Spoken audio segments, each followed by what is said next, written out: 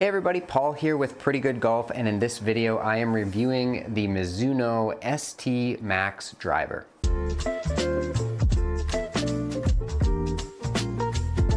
Now Mizuno is well known for its irons, but it's not particularly well known for its drivers, even though one of the best drivers on tour, Keith Mitchell, uses a Mizuno driver. He is statistically one of the best drivers out there, and if it's good enough for him, it's probably good enough for me, so I'm gonna give it a shot. I'm going to hit as many shots as it takes to get 10 good ones, and then I will show you the results, including the bad shots, and then I'll bring it back in to just the 10 representative shots, and we'll give you the comparison of the data. I just recently reviewed the Titleist GT1, and one thing to note about this is that it is about 2/3 of the cost, or 60% of the cost of the Titleist, so this could be a good value option, provided that it does stack up. So let's give it a shot. 10 good swings with the Mizuno ST Max.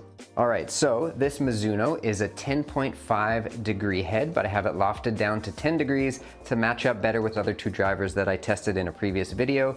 It is a beautiful looking driver to me. I love the blue on the bottom. I love the sort of carbon look on the crown. And I do have a different shaft in it. I've got the Tensei 1K blue shaft. That's all I could find to fit in this one that was a stiff shaft, so we'll give it a shot and then we'll compare it to those other clubs and we'll just compare it on its own, see if it is a good value option. So here we go, 10 good shots with the Mizuno ST Max. I've got a Titleist Pro V1, let's go.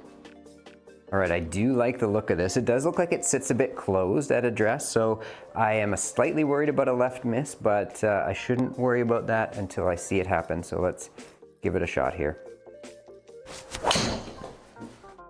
That was definitely off the toe. That spun up to 4,000 RPMs of backspin, 147 miles an hour ball speed, but only carried 229 yards and rolled out to 244.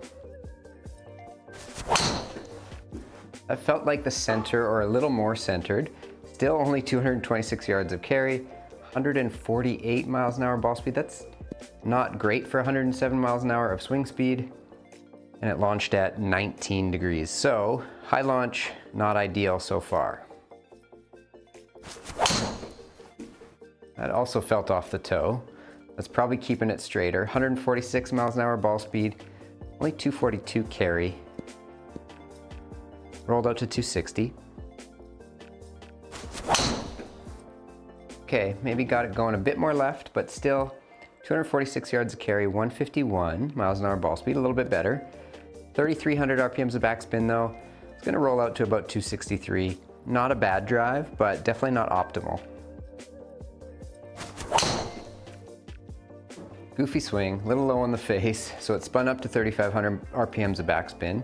I did get 151 miles an hour ball speed, but it only carried 243 and rolled out to 259. I would expect a bit more at that ball speed. That felt a bit more center of the face, but it's still gonna fade a little bit. That's probably just left the face open a bit. 237 yards of carry is not great for 106 miles an hour of club head speed, rolls out to 254. Tried to give that one a little bit more oomph there. I got 153 miles an hour of ball speed, still only 246 carry. Launched high, it spun at 3,500 RPMs of backspin, rolled out to 263, that's not terrible. Okay, so there we have it. That was 10 shots, and it was actually 10 representative shots with the Mizuno ST Max. I didn't have any terrible mishits, but I really didn't have the distance that I was expecting. Let's take a look at the numbers here on the screen, and we'll see how it actually went with a good look at the data. Okay, so here is the Mizuno ST Max across 10 good shots. You can see I was getting kind of a fade bias, and that's my normal shot shape.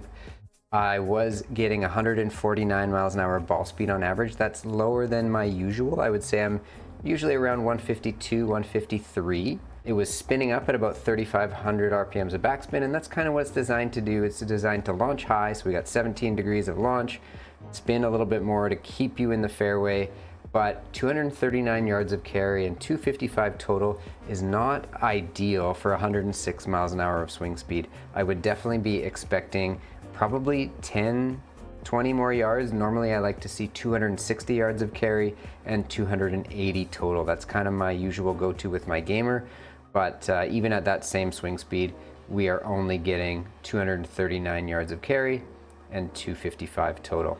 So let's have a look at it compared to the Titleist GT1 and the Srixon ZXi Max, because I just hit those in another test and they were designed to do a very similar thing, be forgiving, keep it in the fairway, and have that decent high launch for the driver. And we can see here that the Mizuno does not quite stack up for performance against the GT1 and the Srixon ZXi Max. We're getting less carry, less total yardage, similar spin, but less ball speed with the Mizuno. And the GT1 did it with clubhead speed a little bit.